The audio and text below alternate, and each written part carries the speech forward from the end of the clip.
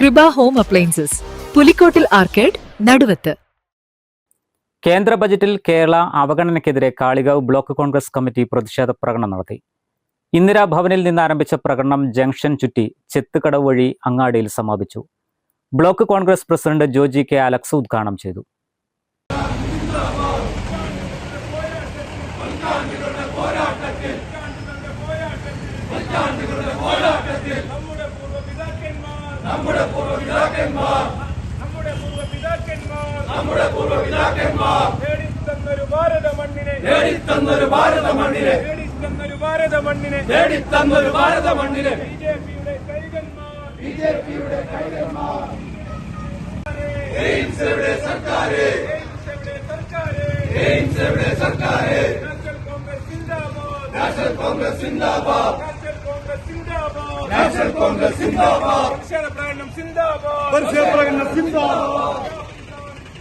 ഒരു ഉപഭോക്തൃ സംസ്ഥാനമാണ് കേരളം.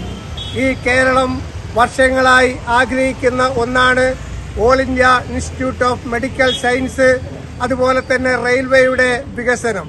ഇത് രണ്ടും എന്തായാലും ഇപ്രാവശ്യത്തെ ബഡ്ജറ്റിൽ ഉണ്ടാകുമെന്ന് BJP വീമ്പിളക്കിയെങ്കിലും ദിവസങ്ങൾക്ക് മുമ്പ് നരേന്ദ്രമോദി അവർക്ക് ആദ്യമായി കിട്ടിയ തിരുവനന്തപുരം കോർപ്പറേഷനിൽ വന്ന് പ്രഖ്യാപിച്ചെങ്കിലും ബഡ്ജറ്റ് പ്രസംഗത്തിൽ ഒരു തവണ പോലും കേരളമെന്ന് പറയുന്ന ഒരു വാക്ക് പോലും ഉച്ചരിക്കാതെ കേരളത്തെ സമ്പൂർണമായി അവഗണിച്ചുകൊണ്ടിരിക്കുകയാണ്. ഒരു കാര്യം ഞങ്ങൾ സൂചിപ്പിക്കുന്നു, കേരളമെന്ന് പറയുന്നത് നരേന്ദ്രമോദിയുടെ കോളനിയല്ല എന്ന് നിങ്ങൾ തിരിച്ചറിയണം.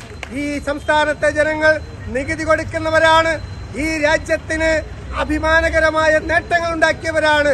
എന്നാൽ കേരളത്തെ കണ്ടില്ല എന്ന് നടിച്ചുകൊണ്ട് ഈ സംസ്ഥാനത്തെ അവഗണിക്കാനാണ് ഭാവമെങ്കിൽ അതിശക്തമായ സമരവുമായി ഇന്ത്യൻ നാഷണൽ കോൺഗ്രസ് മുന്നോട്ട് വരുമെന്ന് സൂചിപ്പിച്ചുകൊണ്ട് ഇതൊരു സൂചനാ സമരം മാത്രമാണ് എന്ന് മുന്നറിയിപ്പ് നൽകിക്കൊണ്ട് ഈ സമരത്തിൽ എത്തിച്ചേർന്ന മുഴുവൻ സഹപ്രവർത്തകരെയും സഹോദരങ്ങളെയും ബ്ലോക്ക് കോൺഗ്രസ് കമ്മിറ്റിയുടെ പേരിൽ അഭിനന്ദിച്ചുകൊണ്ട് ഈ സമരം ഉദ്ഘാടനം ചെയ്തതായി പ്രഖ്യാപിച്ചുകൊണ്ട് രണ്ട് വാക്കുകൾ അവസാനിപ്പിക്കുന്നു.